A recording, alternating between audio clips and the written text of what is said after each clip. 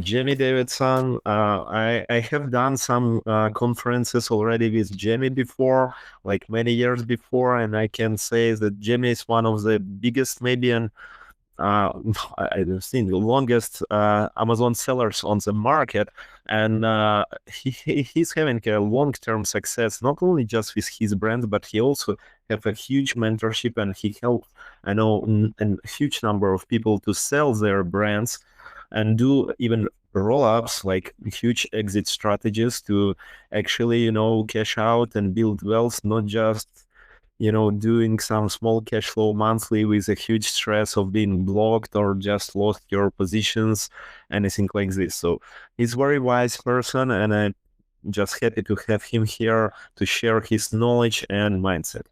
Jamie, hi, it's nice to meet you. Oh, please, could you please unmute yourself first? Yep. Yeah. Hey, Nick. Great to be here. Yeah, it's also great to meet you, another Amazon insider, ecom insider as well as me. Yes. What? I'm Yeah, go ahead. pretty sure we have a lot of questions for you, but maybe can you introduce a little bit on what are you working right now, what's your main focus, and a little bit about your community also. Yeah, sure. So, so again, Jamie Davidson, co-founder for a long time, a community called AMZ Insiders. It's like coaching, consulting. We advise a lot of big brands or big sellers, just what you said, to help them grow. And then I've worked a lot the last couple of years, as some of you guys may be familiar with, like Scott Dietz and the Northbound Group. So we've helped a lot of people exit brands. So I work closely as part of that team. And then, the answer to your last thing, most recently, the past 12 months, of course, a lot of the stuff on the AI front and the just tools. And so we've been working on just tools that kind of help automate some of the process of re-communicating with your customers and growing your brands as well too. So and I can touch upon that. It's called Clarity. We have a tool. It's called Clarity 6. And that's probably been our big focus, along with all the people we support in the AMZ Insiders community. Oh, that's very nice. Probably can we, make a structure of two sections? First, maybe some questions to you about, just the business itself and how you approach of building companies, and then it's very interesting subject. We had very big founder of one AI tool, which is totally changed the game with testing a lot of stuff on all the sales process, and I think it's one of the.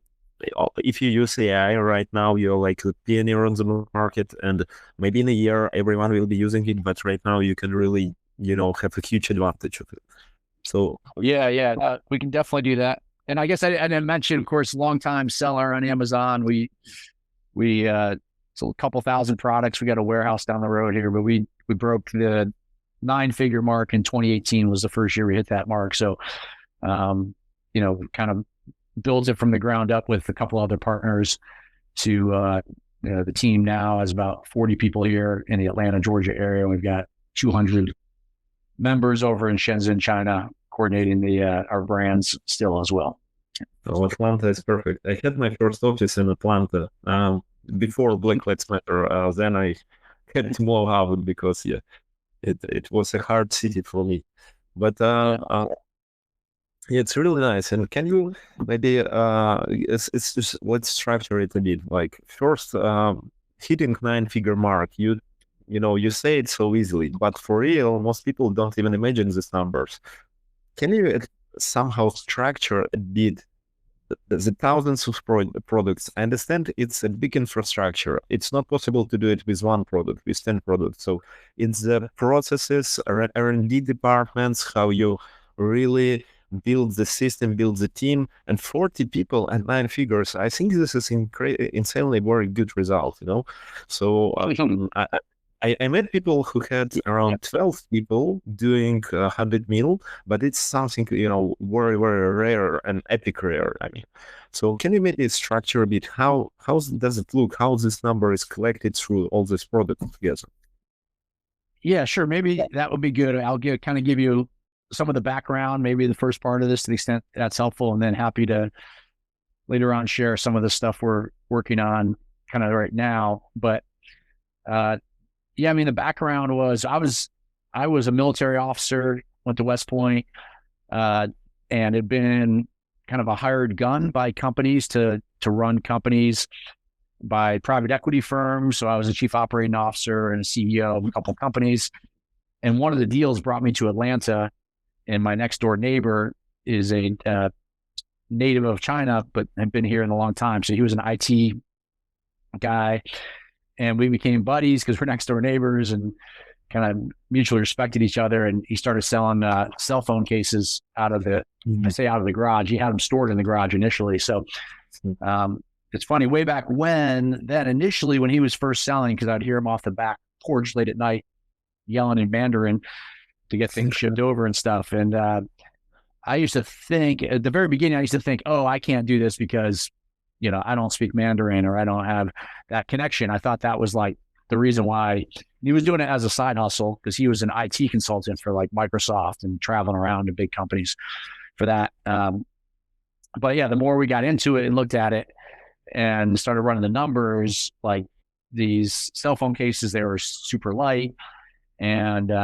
we're charging $40, $50 for them, and we're paying a few bucks for them, and there wasn't a lot of competition. But the advantages early on was the understanding of like the IT background helped a lot, because I had like an engineering background. He had kind of a computer science background, but not that it was like heavy in that way, but it helped us just in terms of whether it's then or now, it's just the ability to build out systems was so critical for us. So we built like our whole logistics system. And once we saw, once we got the brand and the product right and started growing, we just systematized a lot of the aspects of the business. So whether it's inventory, whether it's PPC management, like all these things, we weren't really using a lot of agencies to run our stuff. We just kind of kept building internally, trying to figure it out, make some mistakes. But once we figured it out, we have like really good internal kind of standard operating procedures and everything from, like even when we do product selection, we have a team in China that does our product selection. They go through all these criteria, they research it. Then it comes over to our team here in the US. But it's like a very defined process that we go through everything, which doesn't guarantee success, but it puts the odds in our favor around there. So like the PPC management, we've got like 30 plus people in China that manage our PPC that are looking at the accounts. But so again, we don't outsource it to agencies. So it's just a little, again, I'm not to say I'd always recommend the certain things we do. Like we run our own warehouse here in Atlanta, but I don't necessarily recommend that. I'd probably do a 3PL. But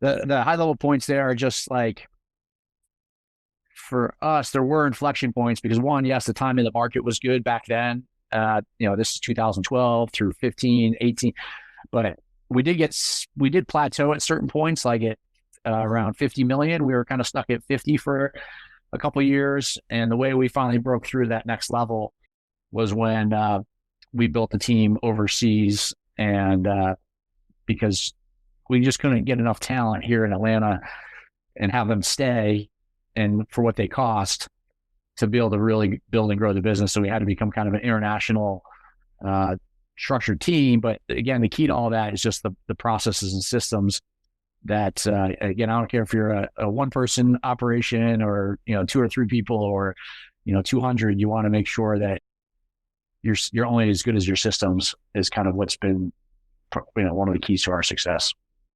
Yeah, I always say, people, I see people at conferences, they come to big guys, ask questions, and then interrupt them on the first words and just starting say, oh, I already done this, it doesn't work. But I'm pretty sure when the big guys are saying this works, and some people say, oh, okay, it's only for big guys, I won't do this, like outsource and have 30 people in China doing PPC. I won't do this. I am small. But I think this is the thing you need to do really, because this is how you become big. You just do the things what big guys are doing, and it's like a lot of challenges. on this way. I'm pretty sure. And you just told us about the plateau. Some people also say not plateau, but death valley. When you or grow or die. How many of those have you in your career? Because last year's, obviously, if you don't count maybe 2020, they were hard. So do you had any this kind of very challenging experience, and how it was, how you managed it? Yeah, sure. So yeah, no doubt we've had plenty of you know, well, we've had a lot of serious ups and downs to say the least. But sometimes we talk about the numbers like, oh, $100 million in sales, or now it's $120 million. You get caught in that number as if, but that speaks to the top line, the sales, the bottom line. Obviously, the operating income is what ultimately you want to achieve. So we've had years where we've had margins at 7%, 5%. So really low margin years. We've had some years, at scale, for us, like 15% is a good number. But there's a lot of factors. There's like lawsuits. We've had plenty of lawsuits of people, let's say for our screen protectors at times, whether people say they have patents on certain things. So we've definitely dealt with lawsuits. We've dealt with major issues, even with our founders as a team. We had one of the core founders died in his 40s 2 years ago. So, that was a major issue. We've had our Amazon account shut down 10 plus times probably.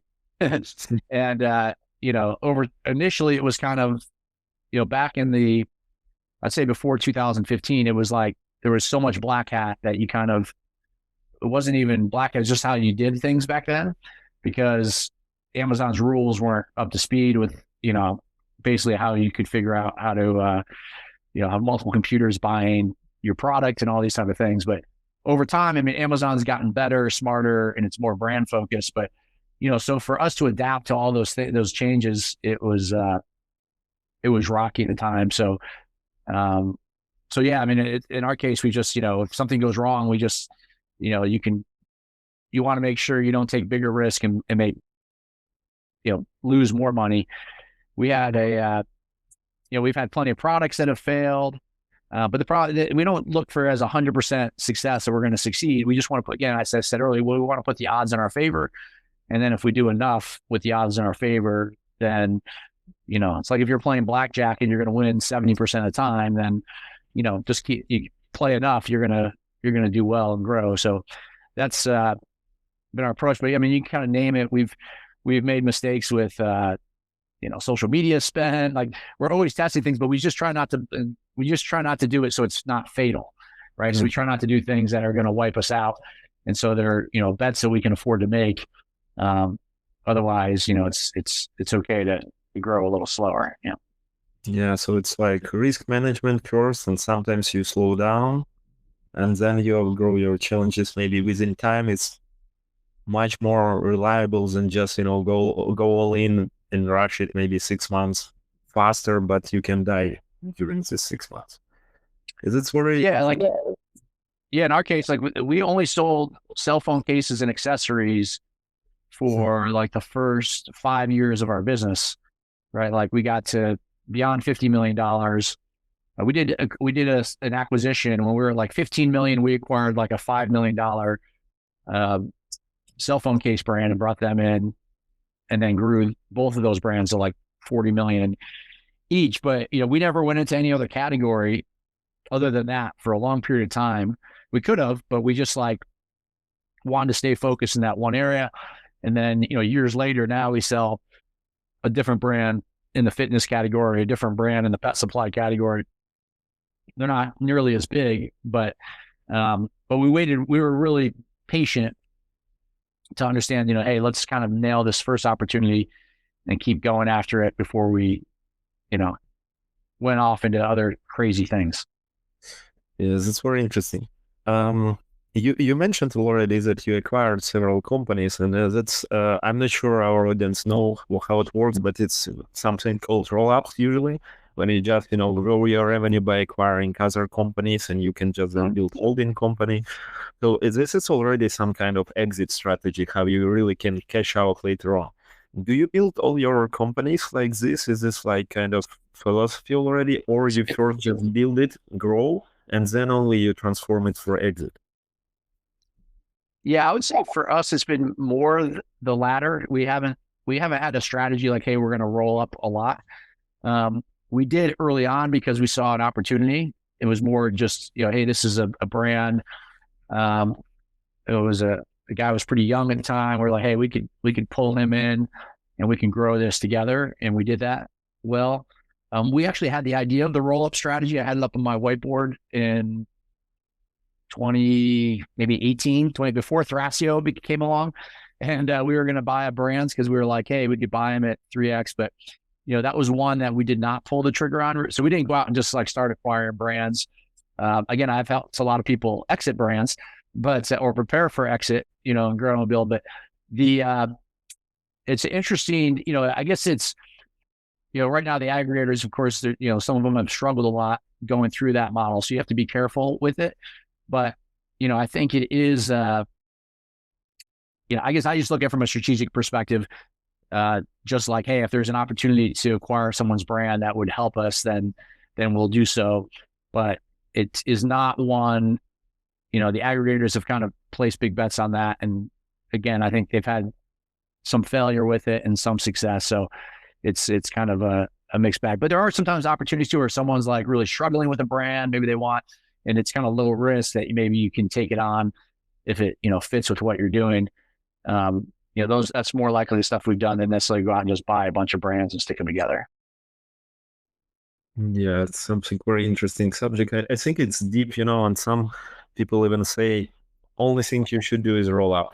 Just do roll ups and somehow you can end with big money, and they sell it sometimes even from the stage. But yeah, it could look like a nice numbers, but I remember the fuck ups that we got in the first one when we acquired, and just from 11 people in team we got one only left after this. So it's a lot of hard parts behind this. So I'm also pretty sure it's all about team, and you cannot just grow all this only on systems. However, I understand for your case systems come first, but also team management, leadership. I think this is a big deal still. What kind of, direct team you manage right now, and how do you approach building team? Yeah. So that's one that's helped me from before my Amazon days that I was, I mentioned I was CEO of a company and a chief operating officer. We had those companies had, a couple hundred employees each. So I had some experience, and even from the military, just from a leadership perspective. No doubt that is a huge piece, and it's different now than because most of the time your teams are going to be remote, and so you got to figure out how do you manage them, incentivize your team, what's your hiring process. A lot of people in the ecom space, really aren't used to that. They're just trying to find a good product to sell. They're not really vetting necessarily the people they hire and how do you go through it. So if you're looking to grow even your team to 5 people or 10 people or more, then yeah, it's that whole, leadership and people piece is critical. What we did is, so, I've got a few different companies. We have the brands there, and then I have my AMZ insiders. We have a team there of about 15 people. So it's smaller, but on the, what we've done with the e-commerce side is just kind of somewhat traditional in that we have our US based team, we have a US based marketing team. We have here in Atlanta, we have a finance and accounting team.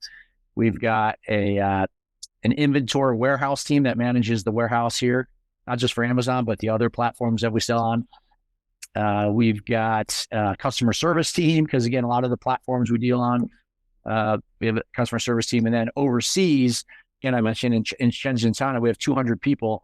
What we did there is we actually have general managers over there that oversee the different departments. So we have a product development vice president that oversees the designs of our product.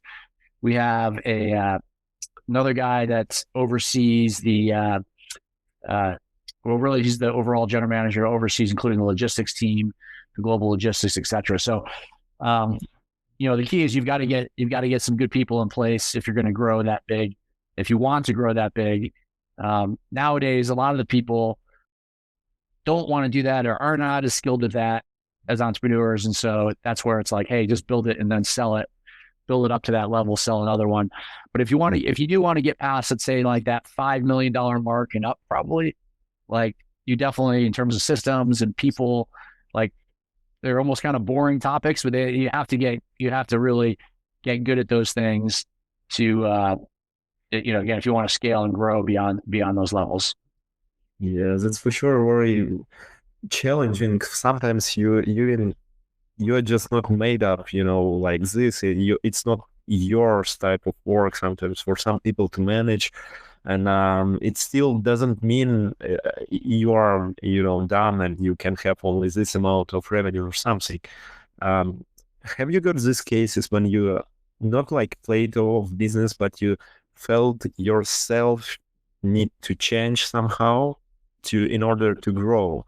And what have you done? For example, I just told the story. Like I'm 5 years running daily. I do, cold plunge, and I stand on nails daily. Just first times, it was so painful, but I had ideas in my head that I cannot solve, and I don't know how to solve them. It helped me better than some consulting. But what worked for you, maybe on these points? Yeah, it's well, I haven't done the nails one. You say you stand on nails? Yeah, I stand on nails and like daily, and I do it with my team on Zoom calls usually, right? Oh, that's pretty cool. I got to see that one. That's a new one to me. No, that's cool. You're gonna get to see it maybe. The a couple of things I do, which personally, uh, I got to see this thing. Cool, man. It's probably This is selling great. products. Oh yeah, ouch.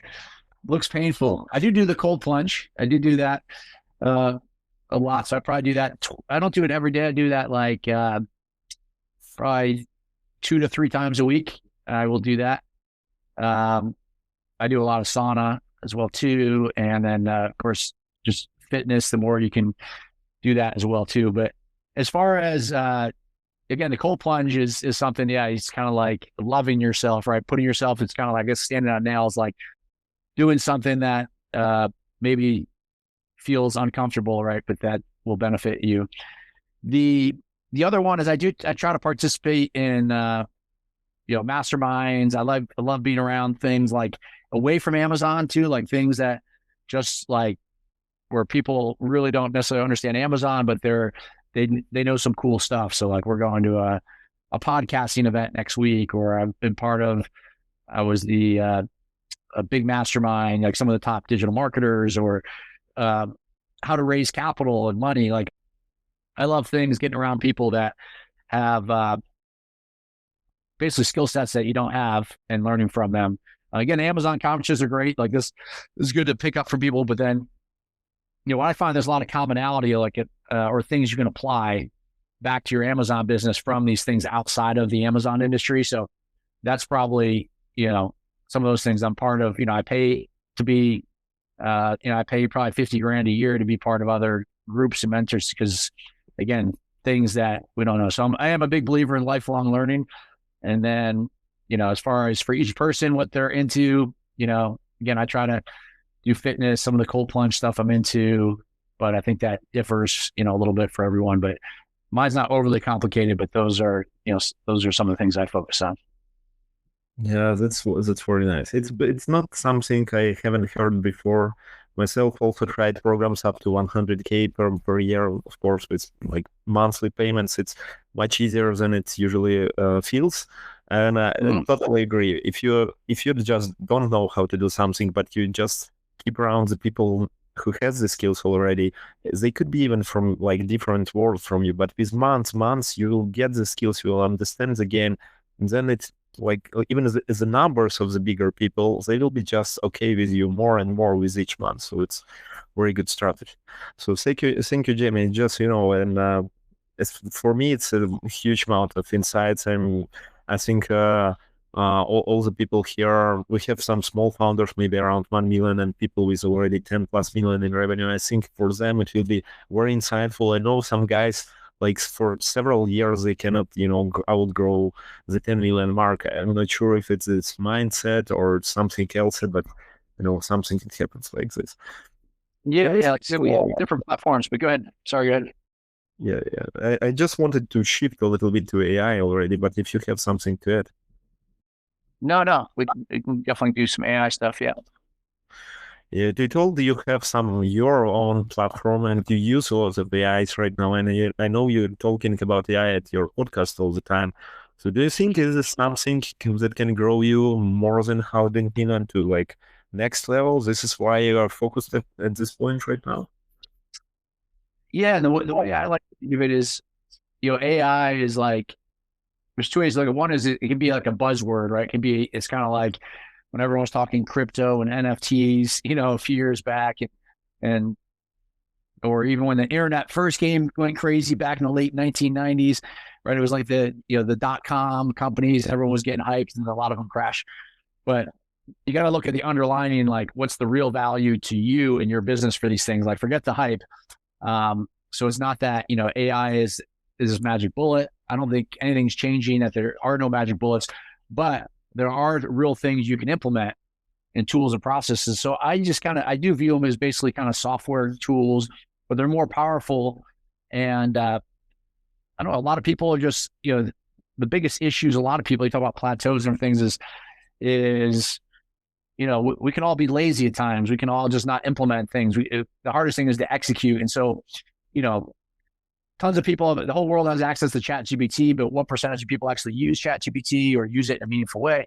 It's actually still it's a tiny percentage. And obviously there's tools much more targeted than just that or that leverage that. So to me, it's about, how do you pick things that are really valuable? And I'm sure you probably had some presentations on here of probably some cool things to do. There's things that, there's other tools that we've been using that we didn't build. The stuff we've been doing is kind of just pulled stuff together in terms of email automation and product inserts and some of the AI tools that I think Joey was on here yesterday. She probably talked about Shulix a little bit. I'm a fan of those guys. Where you analyze everyone, all the listing reviews, and I'm sure there's some other tools that do that too. But those are like real problems you can solve. You can figure out or real insights you can gain if you can analyze thousands of reviews in a matter of minutes.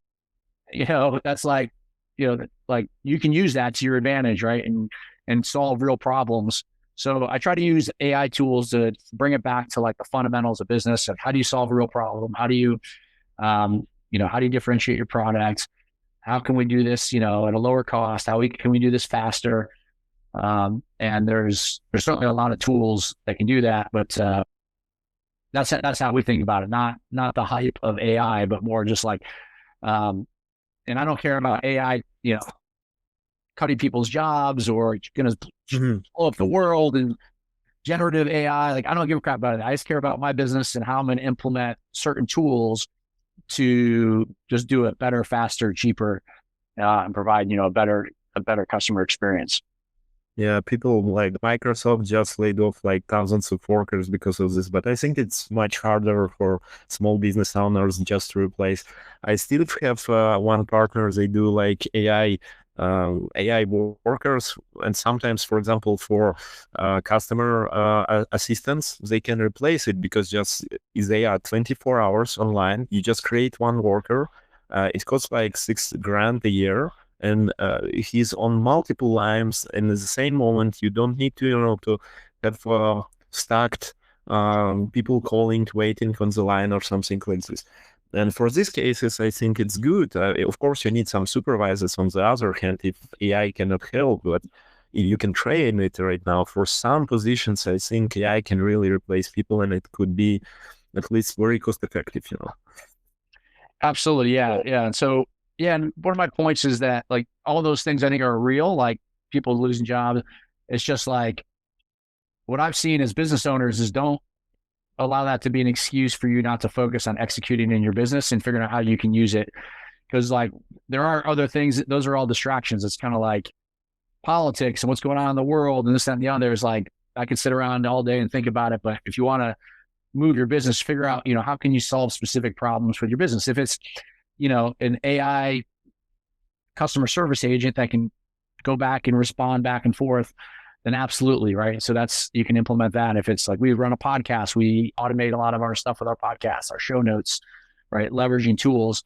let's implement that. If we can do our product research, not just with AI, but combining with some other tools, et cetera, then. So yeah, I would just encourage people to make it specific to your business and problems that you're trying to solve. And the problems you do have, even the stresses, whenever you have a problem, try to think like, wait a minute, can AI help me with this problem? And if nothing else, go freaking ask chat, just type into ChatGPT, and start asking it, to help it, and then build and see if there's, a niche tool that you can implement with your business as well. Yes, it's a great approach if you are not, if you don't have skill of critical thinking, you just work it on with ChatGPT. Yes, that's nice. And you mentioned your tool, Clarity 6. Is it something new? I never heard about this before. Can you tell a little bit about this? Yeah, cool. Is it okay? Am I able to pull up just like one slide on it? Yeah, of course. You can just click share here.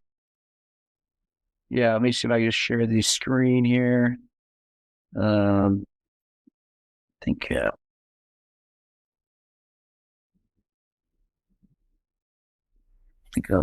I will share the entire screen. Okay. See if it will let me here. Yeah, it should be. I'm going to share the entire screen for a second because I'll just pull this up. It's okay. I can add it to the stage here. I'm just going to share just like one. But yeah, you can see the screen here, right? Yeah, it's great. Yeah. And I won't go into this in depth here today. And you guys are welcome. Anyone, come check us out. Happy to, or, you can feel free to reach out via Instagram or it's clarity6.ai. But yeah, essentially, like I said, we partner with some of the other AI tools like Schulix we're talking about, including in here, but essentially is a tool around how to connect. It's basically an all-encompassing system to include, once people buy products from Amazon, to then link them back to your own database and system and be able to email. It's an email system. It's a text messaging system. We have like product insert templates and email templates to tie that all together, along with some AI tools in terms of creating the content to communicate to drive more sales. So again, it's called clarity6.ai. These are some of the features: the email, social media, kind of everything that you do outside of Amazon itself, to be able to do more things back, to retarget your customers and to grow your sales using email, text messaging. I think Joey might have mentioned the voice drop, where we can voice message people and put it directly into their voicemail box, etc. So that is, it's called Clarity 6. And again, if you guys want to check it out, you can go to clarity6.ai. But feel free to reach out to me, either Instagram or go to Clarity6 and you can find us there. Yeah, sure. We'll feature it in our community also as well, because we had several AI founders with really great tools, and I'm pretty sure using this you can just grow faster and maybe even skip some challenges, like with this tool you can skip some big part of the teams that maybe back in the days you needed, but right now you don't need. You can just go with AI. So exactly. Yeah, that's what we do. We basically there was things we were paying like $500 for this email system and a bunch for this stuff. And so it's like, hey, can you do it for like $100, a month? Could we have a bunch of this stuff and cut costs out? So just what we're talking about and kind of evaluating certain things. And that's what we did. That's kind of been our big focus the last year, to be able to run a lot more on kind of do more with less. Yes, that's perfect. Okay, Jimmy, thank you very much for your time. It was a pleasure to hearing all the insights and challenges you face. Next time you come to Orange County to any Helium 10 event, we will do nail standing. Here, it will be great. Ooh, I can't wait. I can't wait. I'm looking forward to it. Okay. Yeah, that's how nice mindset grows. Just previous speaker, before you, he was like a week ago at my house, and he tried it like 30 seconds. It was very painful for him, but I'm pretty sure he can deal with it. It's like 100 million in revenue. All right. It's fine. I feel better about my cold plunges now too. So it feels like those are a lot easier hearing you're actually on nails. So yeah, awesome, Nick. Yeah, appreciate it. Yeah. it was pleasure to do some of this partnership call with you, and I'm pretty sure we can collaborate a little bit more later on. Sounds great. All right. Thank you, Nick. Thank you very much. Have a good one.